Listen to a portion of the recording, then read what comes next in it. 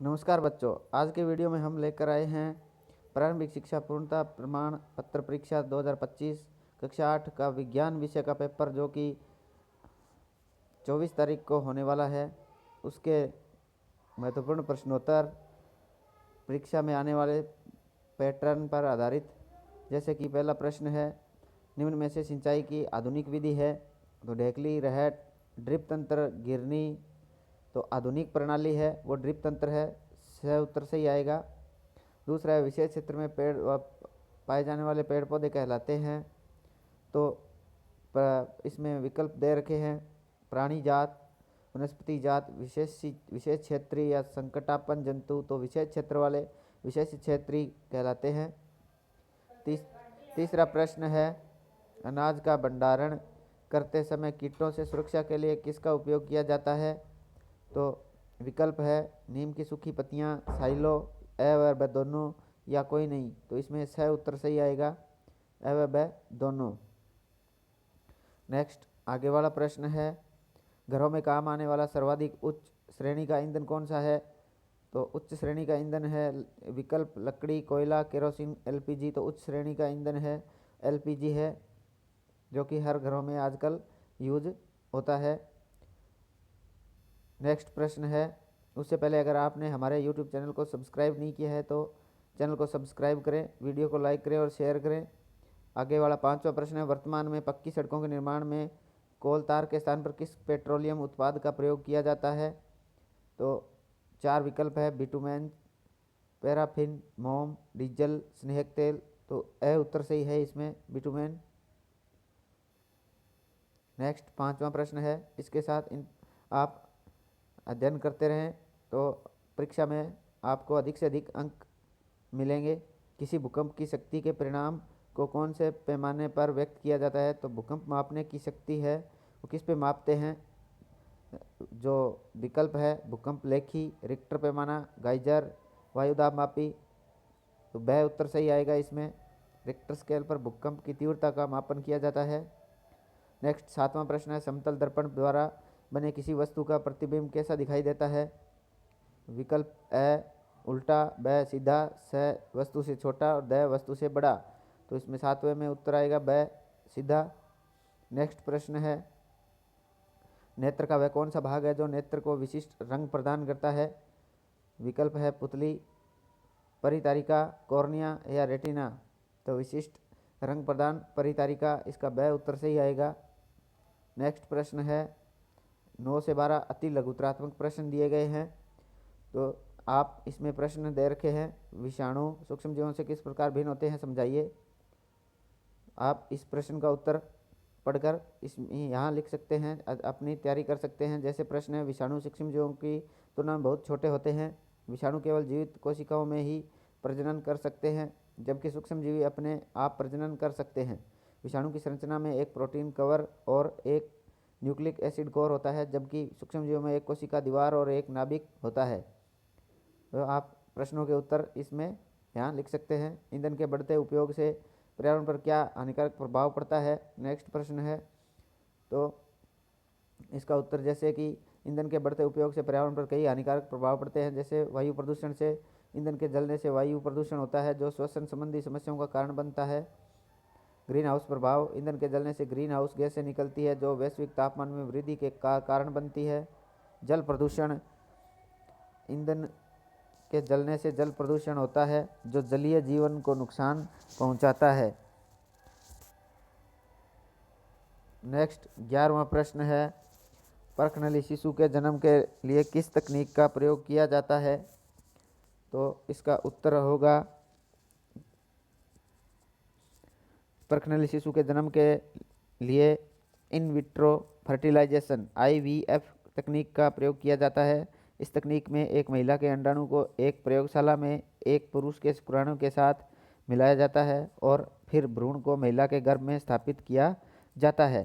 तो आप इसका उत्तर ऐसे यहाँ लिख सकते हैं। चिकित्सा के क्षेत्र में अल्ट्रासाउंड उपकरणों का उपयोग किया जाता है। अल्ट्रासाउंड एक प्रकार की उच्च आवृत्ति वाली ध्वनि है जो मानव कान की सुनने की क्षमता से परे होती है। अल्ट्रासाउंड उपकरणों का प्रयोग शरीर के अंदरूनी अंगों की छवियों को बनाने के लिए किया जाता है। जो चिकित्सकों को विभिन्न प्रकार की उच्च विभिन्न रोगों का निदान करने में मदद मिलती है। आप इससे यहाँ उत्तर लिख सकते हैं।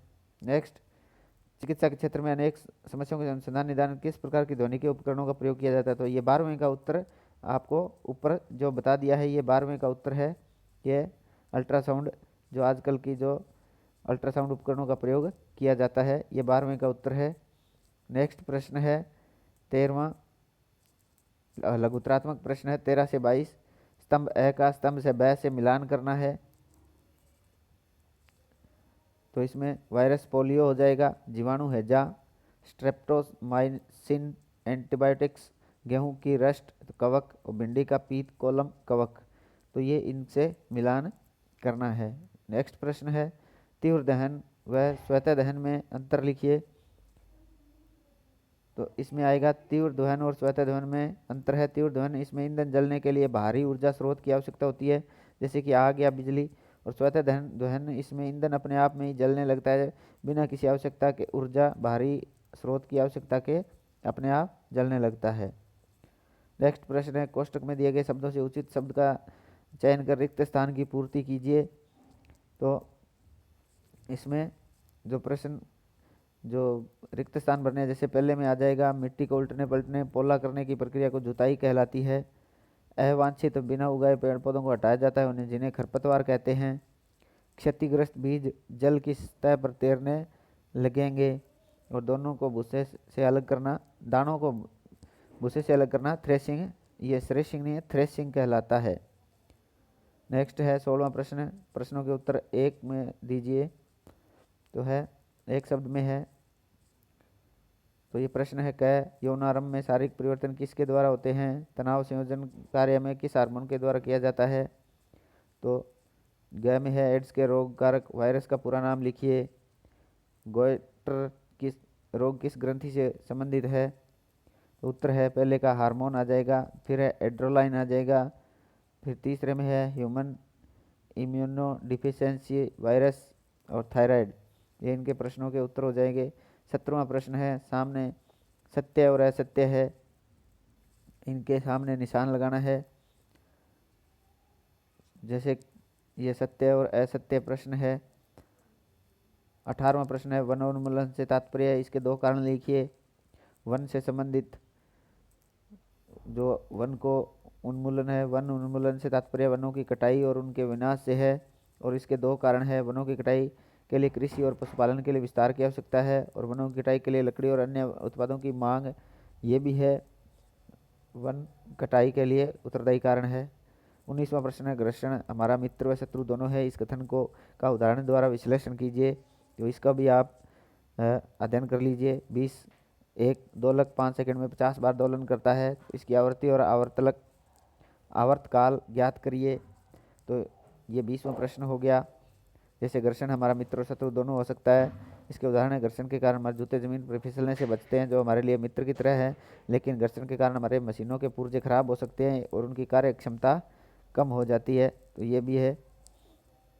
20वां प्रश्न हो गया आवृत्ति दोलनों की संख्या, आवृत्ति बराबर दोलनों की संख्या बटा समय, तो 50/5 तो 10 हर्ट्ज हो जाएगा। आवर्तकाल बराबर समय बटे दोलनों की संख्या, तो 5 हमारे पास आया था, दोलनों की संख्या 5 और बटे 50 तो 0.1 सेकेंड, इसका उत्तर हो जाएगा। 21वां प्रश्न है भूकंप आने के क्या क्या कारण है? भूकंप से स्वयं के बचाव के लिए आप क्या कर सकते हैं? तो आप अपने इन प्रश्नों से विज्ञान की तैयारी है वो बहुत अच्छे से तरह से कर सकते हैं और आप अधिक से अधिक अंक प्राप्त कर सकते हैं। भूकंप आने के कारण प्लेट टेक्टोनिक्स की गतिविधियां, भूगर्भिक परिवर्तन और जलवायु ज्वालामुखी विस्फोट इसके भूकंप के कारण हो सकते हैं। भूकंप से बचाव के लिए हमें ज़मीन पर गिर जाएं और अपने सिर और गर्दन को ढक लें। भूकंप के समय इमारतों से बाहर निकल जाएं, खुले मैदान में चले जाएं। भूकंप के समय अपने आसपास के खतरनाक वस्तुओं से दूर रहें, ये भूकंप से बचाव के कारण हो सकते हैं। इसके बाद 22वां प्रश्न है अपतन कोण तथा परावर्तन कोण को दिए गए चित्र में दर्शाए। यदि अपतन कोण 40 डिग्री हो तो परावर्तन के नियम अनुसार इसमें एल आर का मान क्या होगा ये बताना है आपको। जैसे परावर्तन के नियम अनुसार आपतन कोण और परावर्तन कोण बराबर होते हैं, इसलिए यदि यहाँ पर 40 अपवर्तन कोण 40 हो तो एल आर भी 40 ही होगा।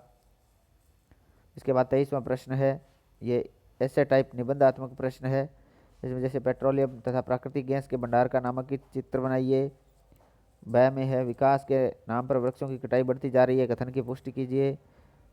और इसका दूसरा है एडम्स एप्पल यानी कंठमणि क्या है, मानव शरीर में इसकी स्थिति दर्शाने वाला नामांकित चित्र बनाइए। और या तो आप ये तीनों कर सकते हैं या नीचे दिए गए हैं, जैसे गाड़ी चलाते समय पेट्रोल डीजल बचाने के 4 उपाय लिखिए। और ब में है वन्य जीव आवासों में लगातार हो रही मानवीय गतिविधियों के कारण वन्य जीव धीरे धीरे कम होते जा रहे हैं, इन्हें संरक्षित करने के लिए आप क्या सुझाव देंगे। तो ये प्रश्न हो जाएंगे। जैसे विकास के नाम पर वृक्षों की कटाई बढ़ती जा रही है जो कि पर्यावरण के लिए हानिकारक है, इसके कारण वनों की कटाई, जैव विविधता की हानि हो रही है, जलवायु परिवर्तन जैसी समस्याएं उत्पन्न हो रही है। एडम्स एप्पल या कंठमणि एक छोटी सी हड्डी होती है जो गर्दन में स्थित होती है। इसका स्थान दर्शाने वाला एक नामांकित आरेख चित्र बनाने से इसकी स्थिति को समझा जा सकता है। तो आप इसका यहाँ ऐसे तैयारी कर सकते हैं प्रश्नों की, तो अधिक से अधिक अंक प्राप्त कर सकते हैं। 24वां है भ्रूण का गर्भाशय में रोपण का नामांकित चित्र की सहायता से समझाइए। इसका ब है घर्षण को कम करने के 2 उदाहरण लिखिए। और ब का दूसरा है दिए गए चित्र 2 दर्पण परस्पर अवलंबित लंबत रखे गए हैं। आपतित किरण दर्पण ए पर 45 डिग्री का कोण पर आपतित होती है, दर्पण बी से परावर्तित होने वाली परावर्तित किरणें में परावर्तन कोण बनाइए। तो यहाँ आप इसके देखकर आप इसके ऊपर कोण बना सकते हैं। जैसे प्रश्न एक उत्तर एक चित्र के रूप में दिया जाना चाहिए, भ्रूण का गर्भाशय में रोपण दर्शाया गया हो। चिकनी सतहों का उपयोग करना, जैसे कि ये घर्षण कम करने में मदद है। चिकनी सतहों का उपयोग करना, जैसे कि चिकनी सड़कें और चिकनी मशीनरी के हिस्से। लुब्रिकेंट्स का उपयोग करना, जैसे कि तेल और ग्रीस को जो घर्षण के कम करने में मदद करते हैं। 25वां प्रश्न है विद्युत लेपन विधि का सचित्र वर्णन कीजिए। और वह है इसका बल का जो सूत्र है इसको पूरा करना है। या और है आलू की चालकता के परीक्षण को चित्र द्वारा समझाइए। इसका वह है बल की वस्तु गति अथवा अवस्था में परिवर्तन कर सकता है, इस कथन को उदाहरण द्वारा समझाना है। तो इन प्रश्नों के उत्तर आलू, ये प्रश्न आ गए वापस, जैसे उत्तर आ गया, इसमें प्रश्न का उत्तर चित्र के रूप में दिया जाना चाहिए। आलू की चालकता परीक्षण को दर्शाया गया हो। विद्युत लेपन विधि एक प्रक्रिया है जिसमें एक धातु की वस्तु की पतली परत एक CuA एक अन्य धातु को जमा किया जाता है। इस पर धातु धारा का प्रयोग करके धातु आयनों इलेक्ट्रॉन जमा किया जाता है, इसे एक पतली परत बनती है। एक और उत्तर दिया गया है, ये एक उदाहरण के रूप में है, जब हम एक गेंद को धक्का देते हैं तो हमारे द्वारा लगाए गए बल गेंद की गति अवस्था परिवर्तन होता है। यदि हम गेंद को एक समतल सतह पर धक्का देते हैं तो आगे की ओर गति करने लगती है। तो ये इसका उत्तर हो जाएगा। तो इन प्रश्नों से आप अपनी तैयारी है वो अधिक से अधिक अंक लाने में सहायता करेगी। आप इसके साथ साथ अपने पुस्तकों का अध्ययन करते रहें साथ साथ, ताकि आपको अधिक से अधिक अंक प्राप्त हो सकें। अगर आपको हमारा वीडियो अच्छा लगे तो चैनल को सब्सक्राइब करें, वीडियो को लाइक करें और शेयर करें। धन्यवाद।